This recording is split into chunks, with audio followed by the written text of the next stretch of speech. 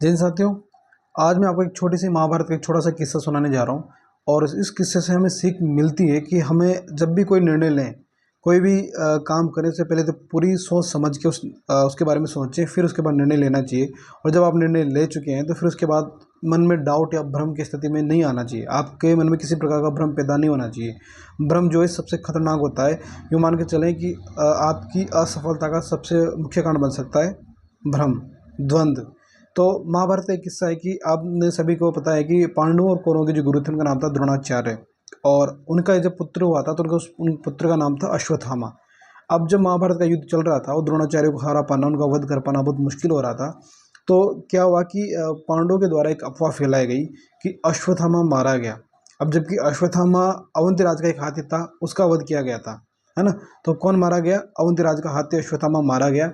लेकिन जैसे द्रोणाचार्य ने ये बात सुनी तो युधिष्ठिर ने कहा कि अश्वत्थामा हतो हतो अश्वत्थामा हतो हत नरोवा कुंजरोवा। तो उन्होंने जैसे ही कहा कि अश्वत्थामा हतो हत, कि अश्वत्थामा मारा गया, उसी समय श्री कृष्ण भगवान जी ने शंख बजा दिया। तो बाद में जैसे उन्होंने कहा नरोवा कुंजरोवा, वो बात उन्होंने सुनी नहीं, द्रोणाचार्य वो सुनी नहीं पाए वो शब्द। और उनके मन में यह आया कि अश्वत्थामा जो उनका पुत्र है वो मारा गया। जबकि अश्वत्थामा को श्राप दिया था भगवान कृष्ण ने कि तुम कलयुग के अंत तक जीवित रहोगे, और ऐसा माना जाता है कि वो अभी तक जीवित है। लेकिन पूरी बात सुने बिना ही और वो किस में भ्रम की स्थिति में आ गए, कौन? द्रोणाचार्य। और उस भ्रम की स्थिति में आने के बाद ही उनका धृष्टद्युम्न के द्वारा वध कर दिया गया। तो इस छोटे से किस्से से हम क्या सीखते हैं? जब तक आपको पूरी बात का पता नहीं हो, जब हम किसी भी विषय के बारे में किसी भी कोई भी निर्णय ले रहे हैं, तो अगर उसके बारे में बारीक से बारीक जो जानकारी होती है अगर वो हमें पता नहीं है, उसके बारे में कोई अभी कुछ डिसीजन लेने की स्थिति में नहीं है, तब तक हमें कोई निर्णय लेना नहीं चाहिए, पहली बात। और जब निर्णय ले चुके हैं तो फिर भ्रम की स्थिति में नहीं आना है। किसी ने क्या बोल दिया, किसी जैसे हम बुक लिस्ट के बारे में बात करें, कोई रणनीति के बारे में बात करें, तैयारी के शेड्यूल को लेकर बात करें, तो फिर एक बार जो डिसीजन ले लिया वो ले लिया। उसके बाद डिसीजन को जो है ये परेशान नहीं होना कि किसी ने क्या बता दिया, किसी ने क्या बता दिया।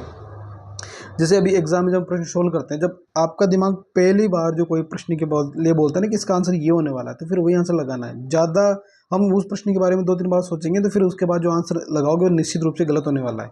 क्योंकि कहीं ना कहीं आपका दिमाग पहली बार में जो डिसीजन लेता है वो सही लेता है। आपने कितना पढ़ा है उसके आधार पर पहली बार निर्णय लिया जाता है। तो इस छोटे से किस्से से, छोटी सी कहानी से हम सीख सकते हैं कि भ्रम जो है सबसे खतरनाक होता है। और कभी भी किसी भी चीज़ को, जैसे बोलते हैं ना, अधूरा ज्ञान खतरनाक होता है। जैसे उन्होंने अश्वत्थामा हतो होता है यही सुना, नरोवा कुंजरोवा नहीं सुना।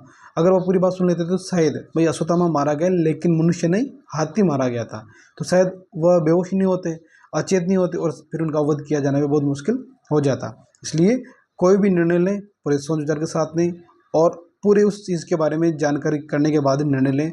और जब निर्णय ले चुके हैं, पढ़ रहे हैं, जैसे मान लो आप डिसीजन ले लेके मुझे इसको व्याख्याता करना है, तो फिर इसको व्याख्याता ही करना है। आप डिसीजन चेंज नहीं करना। आपने निर्णय ले लिया कि मुझे रीड करनी है, तो फिर रीड ही करनी है। ठीक है, एक बार जो निर्णय ले लिया फिर उसी पर अटल रहना है। अगर बार बार यूँ बोलते हैं ना, जैसे मान लो अगर आप सफल नहीं हो रहे हो, हाँ, तो फिर इसका मतलब ये नहीं कि आपको सफलता के लिए आपका टारगेट बदलो। टारगेट बदलने की बजाय आपको तरीके बदलने चाहिए। मंजिल को जाने के लिए आपको रास्ते नहीं, बल्कि अपना तरीका बदलो। रास्ता तो वही जा रहा है, लेकिन हमें तरीका बदलना चाहिए, मंजिल को बदलना नहीं चाहिए। हमें तरीका बदलें कि किस प्रकार उस तक जा सकते हैं। ठीक है, तो ये स्टोरी कैसी लगी आपको? लाइक ज़रूर करें, कमेंट करके बताएं। मिलते हैं नेक्स्ट वीडियो में, तब तक के लिए जय हिंद, जय भारत।